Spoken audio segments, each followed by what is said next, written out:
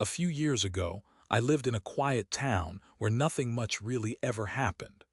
I worked at a local retail store, went out to a nearby bar to see my friends most evenings, and walked home the same way every night. Then one night I spotted a poster taped to a lamppost at the end of the road.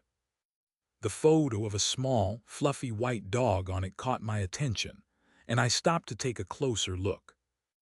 It looked like a bichon or something similar, with big dark eyes and clean fur. One of its ears didn't sit quite right, slightly folded, like it had healed that way, and its lower teeth poked out just slightly. Asterisk lost dog biscuit. Microchip no collar. Friendly but please approach cautiously. He is afraid of men and loud sounds. If found, please call asterisk. A number at the bottom. By the end of the week, I saw many more of the same posters on lampposts down my street and the ones next to it. Whoever owned Biscuit clearly cared a lot. Having lost our family's golden retriever a few years ago, I couldn't help but feel for them. I was walking home from the bar and had just passed the local corner shop when I spotted her. A middle-aged woman, walking slowly down the opposite side of the street. She wore a long, dark navy trench coat. Her hair was tucked in her collar, and she wore sunglasses, even though it was dark out. Walking beside her was that dog. Same fluffy coat, folded ear, lower teeth poking out slightly with its mouth closed. I blinked and glanced back as she kept walking. I debated following, but as she proceeded further down the street and out of view, I told myself I probably saw wrong and went home. After all, it was almost midnight, and I only saw the dog clearly for a moment under a street lamp. But the uneasy feeling persisted. A few nights later, I was walking down the same street when I stopped and did a double take. It was the same woman walking the dog as I passed the corner store. I stopped in my tracks and took a proper look this time. The dog was Biscuit. I was absolutely sure of it. "Hey," I called out, but she didn't respond. Just kept walking with her head slightly down, leash loose in her hand. I called the number as soon as I got inside, and it rang twice before a man answered. "Hello." "Hi," I said quickly.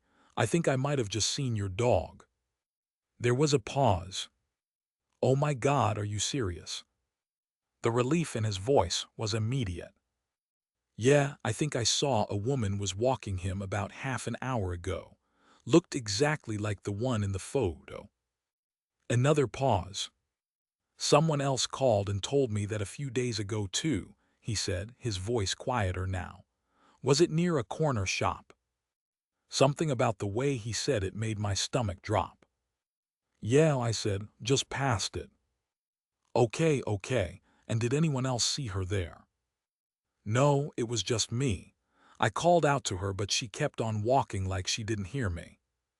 I could hear him thinking, "God, that's suspicious. You walk past that place often." Couldn't agree more. And yeah, I walk past that shop most nights when I go home from the bar. I take the bus from there to Church Road and walk past it on the way back. "All right, I'll be on the lookout in that area. If you see her again, do not approach her.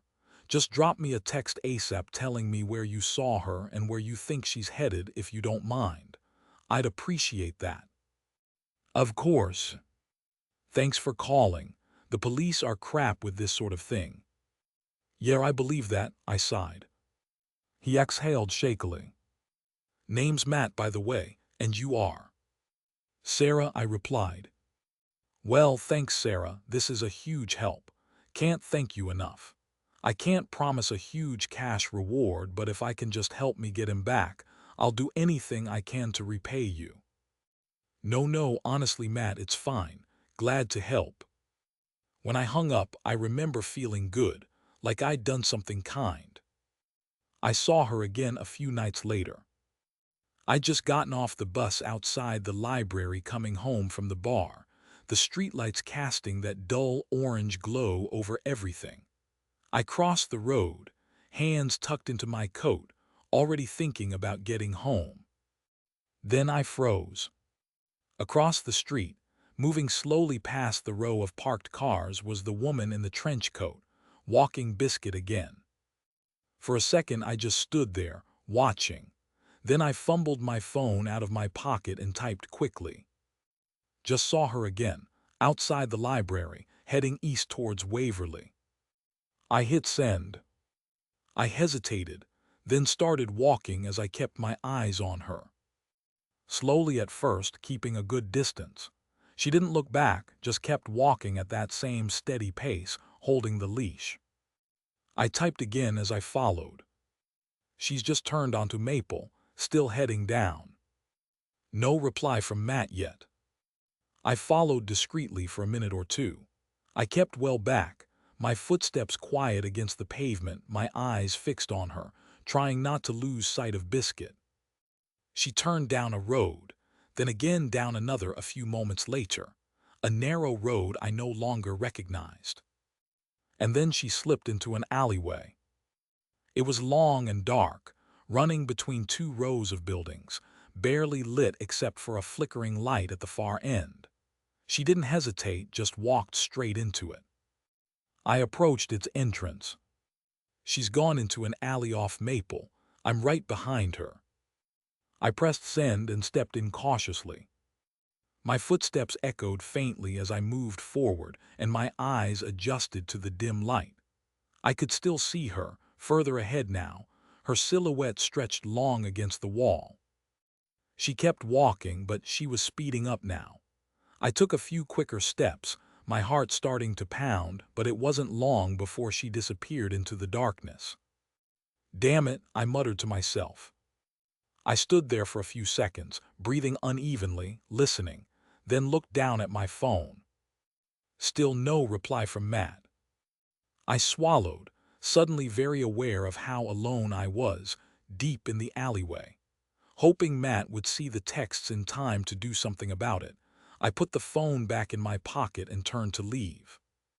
That's when something grabbed me from behind. An arm wrapped around my upper body, yanking me backwards before I could even react. Another hand clamped over my mouth, cutting off the scream that tore out of me. Panic exploded through me as I thrashed, kicking, trying to wrench free, but the grip tightened instantly, strong and controlled around me. I tried to scream again, but it came out muffled against the hand as I was dragged towards a van parked further down the alley. My phone slipped in my grip slightly, then suddenly light. The torch had switched on, bright and blinding. I didn't think, just twisted my wrist and shoved it back toward the attacker's face. The beam hit him directly. He flinched just enough for his grip to loosen. I elbowed him as hard as I could in the side and tore free.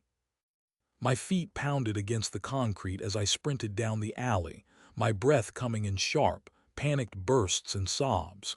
I didn't look back. I just ran as fast as I could. When I reached the end, I finally glanced over my shoulder.